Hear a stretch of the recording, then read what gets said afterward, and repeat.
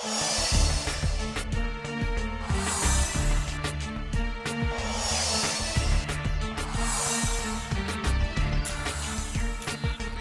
and welcome to today's episode of Focus Atlanta. I am your host, Keisha Lancelin. Thanks so much for tuning in with us this morning.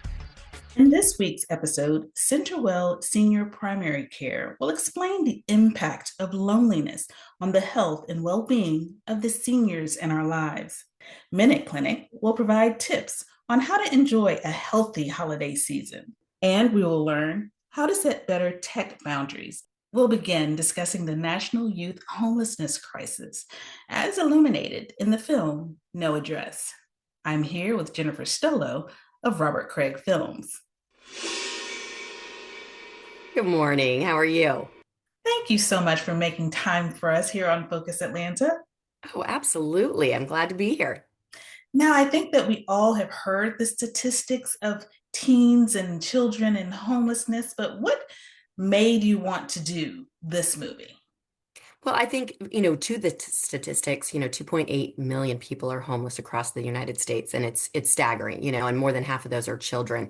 And I think when we took a look at this, it was, so much of an image of it seems hopeless, and we really wanted to find the hope in this and really showcase the human side of homelessness. We have these perceptions of who human beings are on the streets and what their stories are, and there's so many untold stories that really are not the stories that you think they are. And so we just dove into this to really help, uncover those realities.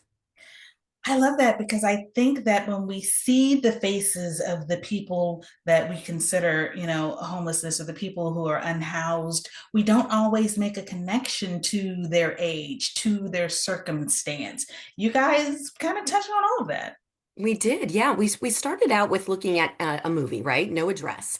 And as we began to, uncover the script and really look at the five different storylines of different ways and gateways into homelessness, which our lead is a individual, a young girl that is in the foster care system.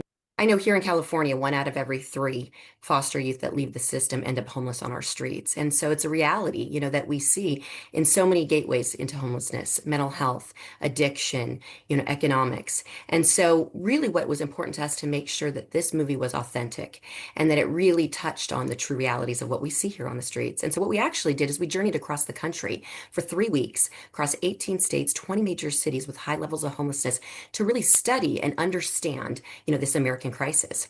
And what turned into is that we had 175 interviews of individuals of all levels, political leaders, those that are working in shelters, those that are unhoused, those that are formerly unhoused. And really, we came back with this incredible understanding, and we actually created a documentary because we felt like these stories were so important to tell. They were the untold stories. They really did showcase a different narrative. And so as we did that, the documentary just began to be widespread across the country, got so much attention. And then, of course, we journeyed to make the film No Address, which is more entertaining, but also showcases those realities that we see. Is there a way that we can find out where it's showing, find out how we can help, how we can play a part? Absolutely. So noaddressmovie.com. You can go there and find out everywhere that we're streaming. Americans with No Address is the documentary. It will also show you there where we're streaming. Additionally, we've had widespread attention for churches, organizations, nonprofits, universities to actually do group screenings. So you can find us there 50% off through the month of December and January, honoring those that are out on our streets in this cold weather, that we really want people to come and understand how they can help. And so group screenings across the United States are taking place as well. And we really encourage people to stream it at home, have group screenings, bring it to your churches, bring it to your schools, bring it to people that can really understand how we can help. And I always say there's three things, Keisha, that we can do because people say it feels so hopeless, right? You can do things, if you have the means, give to these nonprofits that are really on the front lines of helping those experiencing homelessness. On our website, there's a directory. You type in a zip code and you can find one near you.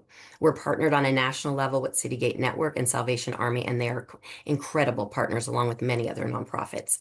The other thing is volunteer. It's such a profound experience to go in, sit with individuals, talk with them, and it can change not only their life, but it can change yours. And then I always say there's one thing that we can all do as we walk down the streets, look someone in the eye, say hello, say good morning, have a conversation. So often people feel invisible. And the conversations that I've had with people, it's just an amazing way to really understand and feel how we as a community, as a society, need to come together and collaborate and help those individuals, that are struggling because they're not the stories we think they are. Jennifer, thank you so much for making time for us here in Atlanta. It was a pleasure to meet you. Absolutely. A pleasure to meet you as well, Keisha. All right. We have been given some tasks, right? There are things that we can do. Sometimes you feel a little hopeless and a little helpless, and it doesn't have to be the case. You can step up to the plate as well. Please go to the website, learn more, and see what you can do in your community. Thanks, guys, for tuning in to this segment of Focus Atlanta. We'll be right back with more.